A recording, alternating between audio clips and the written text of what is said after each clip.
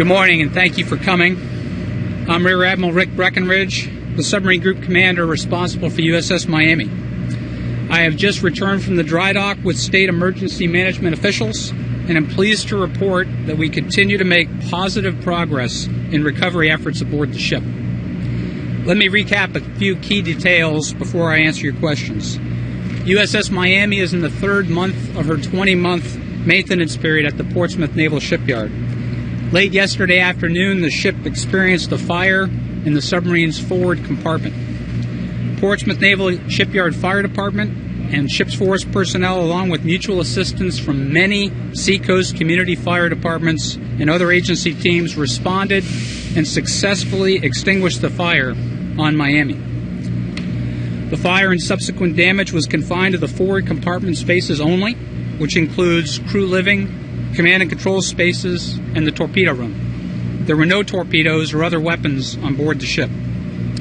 The nuclear propulsion spaces were physically isolated from the forward compartment early during initial response and were unaffected by the fire. The propulsion spaces remained habitable and were continuously manned throughout the event. The ship's reactor has been shut down for over 2 months and remained in a safe and stable condition throughout the event. The fire spread to spaces within the submarine that were difficult to access, presenting a challenging situation for initial responders, but they persevered in incredible heat and smoke conditions, demonstrating exceptional courage and skill to gain control and extinguish the fire. The heroic action of this team of firefighters stabilized the situation, protecting the crew and shipyard workers. So as I stand before you today, there are a lot of heroes that worked together to save the ship.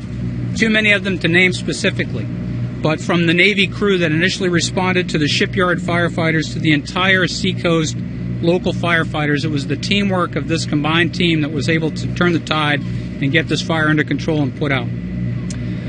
Again, 7 of these first responders did receive minor injuries that were treated on the scene or at local hospital, and all have been released. And they are doing fine and are on the mend.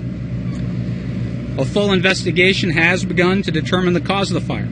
This investigation will be very thorough and will take some time to get it right. We greatly appreciate the strong support received from our state and local partners who assisted us throughout this event.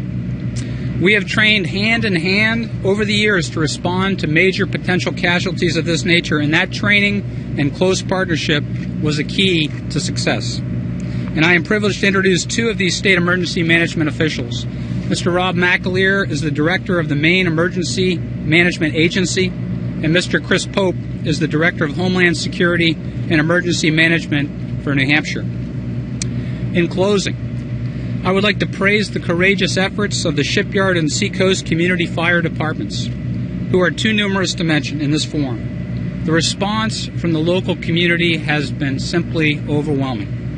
You first responders are true American heroes, and we can't thank you enough.